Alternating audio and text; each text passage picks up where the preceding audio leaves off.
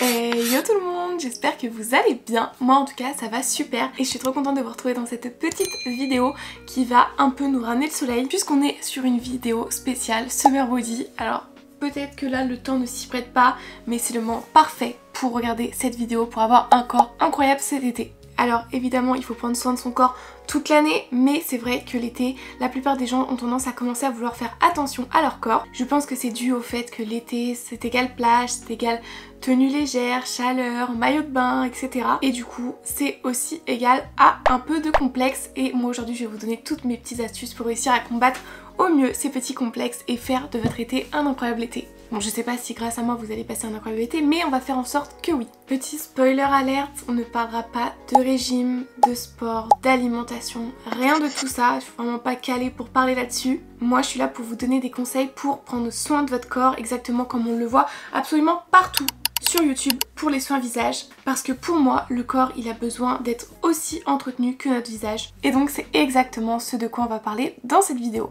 Désolée si vous attendiez à voir du contenu sur du sport, sur des régimes, sur des morphologies, je ne sais quoi, ça sera pas du tout ça. Moi je suis pour qu'on s'accepte tous comme on est. Moi je suis plus là pour prendre soin de nos petites imperfections sur le corps comme on peut prendre soin de nos petites imperfections sur le visage, c'est exactement la même chose. Donc c'est parti, je vous laisse tout de suite avec la suite.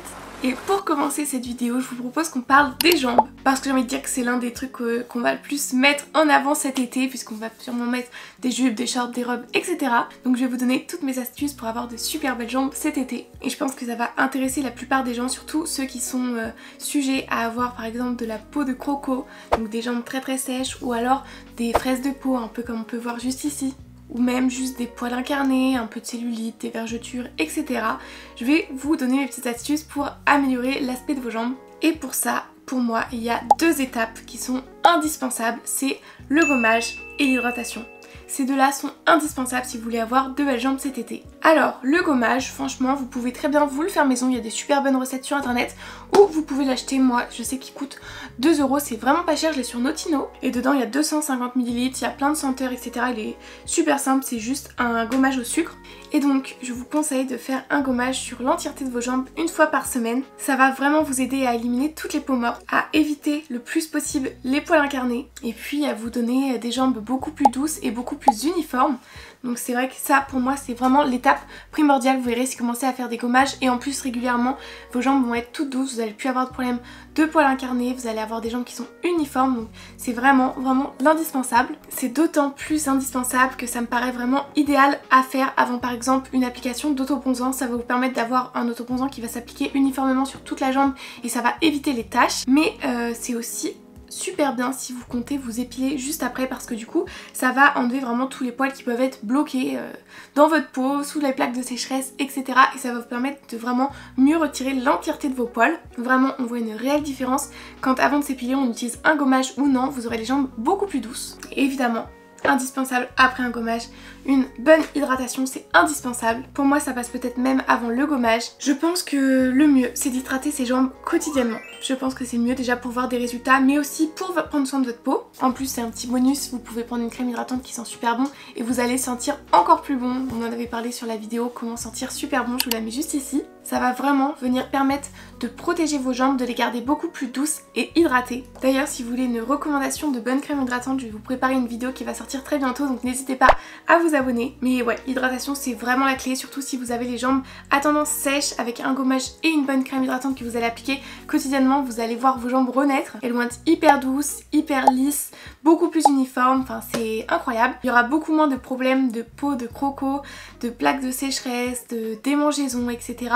Vous verrez, ça ira beaucoup mieux. L'avantage aussi de venir appliquer de la crème hydratante, c'est qu'en fait on va l'appliquer et en l'appliquant, même si on se rend pas compte, en fait on vient masser nos jambes. Et donc quand on applique une bonne crème hydratante, on l'applique, on fait des mouvements, vous pouvez même rajouter des petits mouvements de massage, comme ça marchera encore mieux et ça va vraiment permettre de venir activer au mieux votre circulation sanguine. Et grâce à ça, vous aurez beaucoup moins de rétention d'eau dans les jambes, qui peut par exemple être due à la chaleur, mais aussi beaucoup moins de cellulite. Et ça a été prouvé que le massage est l'une des techniques qui marchait le plus pour réduire la cellulite. C'est vraiment l'une des techniques les plus efficaces.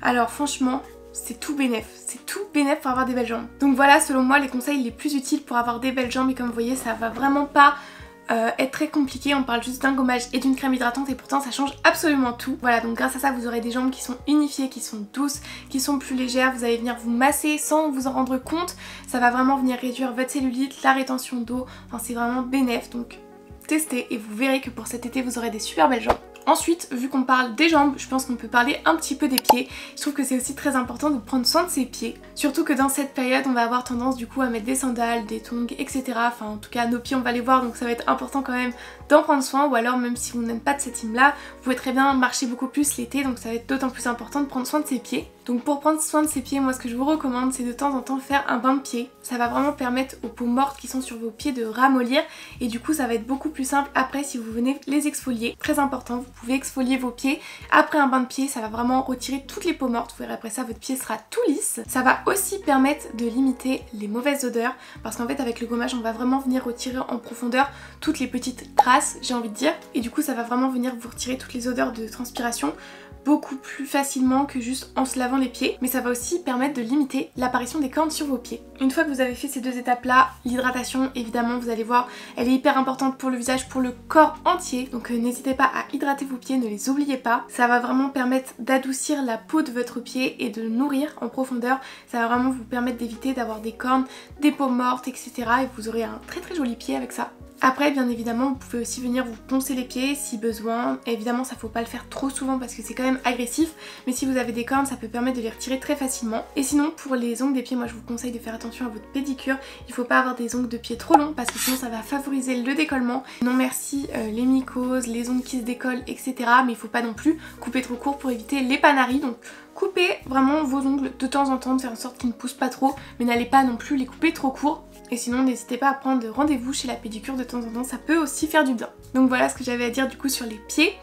Ça paraît un petit peu bizarre mais c'est, je vous jure, des petits soins qui peuvent vraiment tout changer et pourtant c'est vraiment des trucs qu'on peut faire à la maison. Je pense qu'on a tous une crème hydratante, un gommage vous pouvez le faire avec du sucre, un bain de pied vous avez juste de l'eau à mettre et vos pieds dedans, enfin c'est vraiment du basico-basique et pourtant ça change tout. Maintenant on a fini avec les jambes, on va pouvoir parler des bras parce que eux aussi ils vont être bien visibles cet été, surtout s'il fait chaud. Et vous allez voir au final qu'on va retrouver un peu le même processus que pour les jambes, mais ce sont des techniques qui peuvent être très intéressantes, surtout si vous êtes sujet à la kératose pilaire. Donc la kératose pilaire, si vous savez pas ce que c'est le genre de petits boutons qu'on peut avoir un peu par exemple à l'arrière du bras ici, ça ressemble à ça.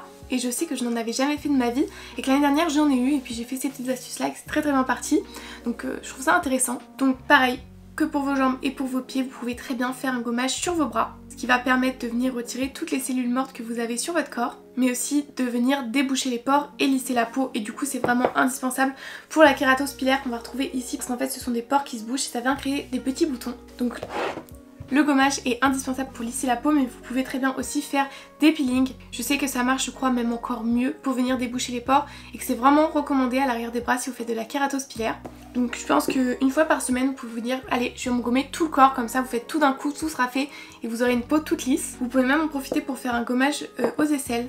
Donc c'est un peu comme les pieds, ça va vraiment venir retirer toutes les peaux mortes, toute l'odeur de transpiration, etc. Donc c'est vraiment bénéfique. Et principalement aussi si vous comptez vous épiler, ça va vraiment retirer tous les poils incarnés, etc. Donc c'est recommandé puisqu'en fait ça vient retirer les toxines de la peau et ça vient faire un nettoyage en profondeur. Ensuite j'ai appris quelque chose que je ne connaissais pas du coup en préparant ma vidéo, c'est que vous pouvez très bien venir faire des masques purifiants sur vos bras, enfin sur votre corps déjà en règle générale, mais que c'est d'autant plus conseillé sur les bras, donc on va être surtout sur des masques purifiants. Vous pouvez en trouver pour le corps, moi par exemple je vous ai trouvé celui-ci et puis ça vient vraiment purifier votre corps, ça va d'autant plus enlever tous les petits boutons que vous pouvez avoir, etc. Donc je trouve que ça peut être bien.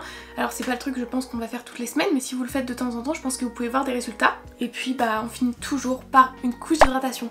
J'ai l'impression que je me répète mais c'est vraiment l'indispensable. Ça vient toujours adoucir, apaiser, ça vient éviter les irritations mais aussi les inflammations et ça va permettre d'avoir une peau qui est beaucoup plus élastique. Et puis ça va permettre aussi de ne pas avoir les coups de sec. On sous-estime trop le fait d'avoir les coups de sec, mais je vous jure, si vous mettez à vous hydrater de temps en temps, vous verrez, vous n'aurez plus jamais les coups de sec. Donc c'est vrai que là je vous ai présenté des petites techniques, des petits produits de beauté pour vraiment venir améliorer l'aspect de votre peau, mais un des trucs qui n'est vraiment pas à négliger c'est le fait de boire de l'eau. Et quand je dis boire de l'eau, c'est pas juste boire un verre, c'est boire suffisamment d'eau pour votre corps. Et ça c'est vraiment l'une des étapes les plus simples à faire et pourtant c'est vraiment la plus indispensable. Ça va vraiment avoir un bienfait pour tout votre corps, pour votre visage, pour vos cheveux, pour tout, donc c'est indispensable. Donc j'avais lu que l'eau avait la faculté de réparer les cellules, d'augmenter l'élasticité de la peau et de préserver la souplesse, la fermeté légèreté et l'éclat naturel.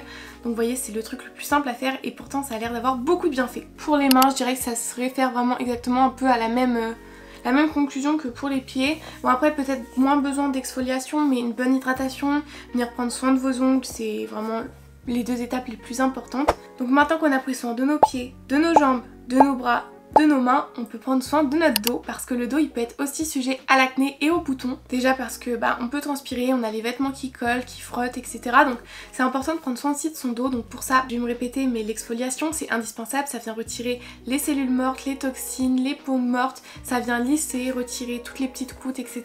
Donc c'est indispensable. Et c'est surtout que ça va venir retirer toute la sueur accumulée, mais aussi tous les pores qui peuvent être bouchés. Tout simplement parce que le dos est une zone où les pores ont vraiment tendance à être souvent bouchés. Si jamais vous avez pas juste des petits boutons mais de l'acné dans le dos, le mieux c'est de prendre des soins qui vont être adaptés. Il y a des soins spécifiques pour ça parce que du coup c'est de plus en plus connu d'avoir de l'acné dans le dos. Mais si jamais vous avez juste des petits boutons mais pas de l'acné, parce que l'acné, je le répète, c'est quand même une maladie de peau, j'ai envie de dire, donc ça se traite. Si vous avez juste des petits boutons, ça peut être dû à la sueur, donc ça peut être dû au fait que vos pores soient bouchés, donc c'est pour ça qu'il faut venir exfolier, etc. Mais il faut aussi faire très attention à bien rincer son dos après s'être lavé les cheveux. Surtout pour nous les filles qui avons les cheveux longs, on peut avoir tendance à se laver le corps en laissant poser notre après-shampoing et après on vient rincer notre corps, notre après-shampoing et c'est tout.